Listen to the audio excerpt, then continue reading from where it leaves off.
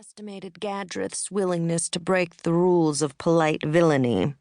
The wizard took over the Blue Palace and started executing Kirin's family until he finally agreed to hand over the Stone of Shackles, which Kirin did, after which point Gadrith promptly killed him. Or rather, Gadrith had Darzan kill him, sacrificing Kirin to the demon Zaltaroth during what was no doubt stage 517 of Gadrith's great conquer-the-world plan. You'd think being sacrificed to a demon would be enough to kill Kirin for good, right? Once again, we can thank Talon. Neither Gadrith nor Darzan realized Kirin had been gauged while he was away. Talon knew. So she'd grabbed Kirin's control talisman as a souvenir. Combined with our very own Janel personally escorting Kirin's soul to the land of peace in the afterlife, it was enough for Thane to bring Kirin back. And that, as they say, was that. Sure, Gadrith probably thought his plan was coming up rainbows and puppies. Zaltaroth had started a hell march in the capital, luring Emperor Sandus into the open. Gadrith then tricked Sandus into killing him, while Gadrith wore the Stone of Shackles, and since that's what the stone does, that meant Sandus was now dead and Gadrith, now living in Sandus's body, was the newest Emperor of Quur.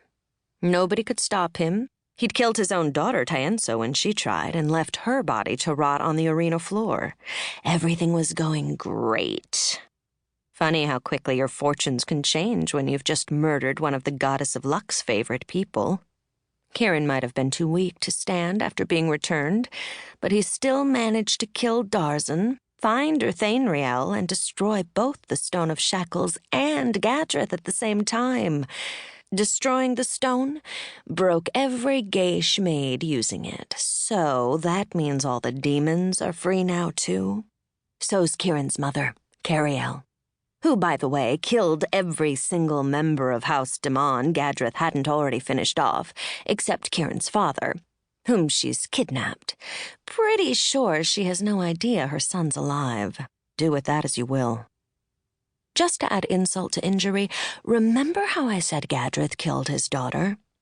Thane returned her without even being asked, after Kirin had slain Gadrith and after the magical barriers had gone up to keep the crown and scepter locked away until the next great contest. All Tienso had to do to crown herself Emperor of Quur was reach out and grab the damn things.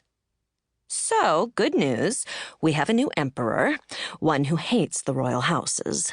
I'm excited to see where that leads. And Kirin? Kirin did one smart thing. He left town. I couldn't use magic to find him because of Urthainriel, but we know he headed to Jorat next, which is where the chronicle attached picks up. Happy reading. Part 1. Conversations in a Stormhouse. Jorat Dominion, Koros Empire. 2 days since Kihrin DMon returned to Quur. The men paused at the ramp space to shake the rain from their solly cloaks. Behind them, the black sky flickered, then lit up with blinding brightness.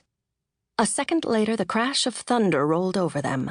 The heavens opened to drench the ground. "Shut that door!" Before they could respond, Scandal, the gray fireblood mare, shouldered her way past.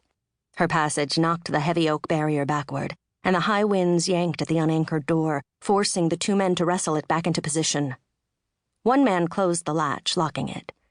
Stillness enveloped the men even as they heard the winds howl outside. Kirin turned to his companion. "Why didn't we go to Atrini again?" The other man, a large fellow with a white star-shaped birthmark on his forehead, grunted. "Too many imperial soldiers in Atrini." "Right, that was it." Kirin eyed the stone building's interior with suspicion. "Star, I know how much you love horses, but is this a barn?" As Kihrin DMon walked forward, the barn opened into a broad stone-lined vault nestled into the hillside.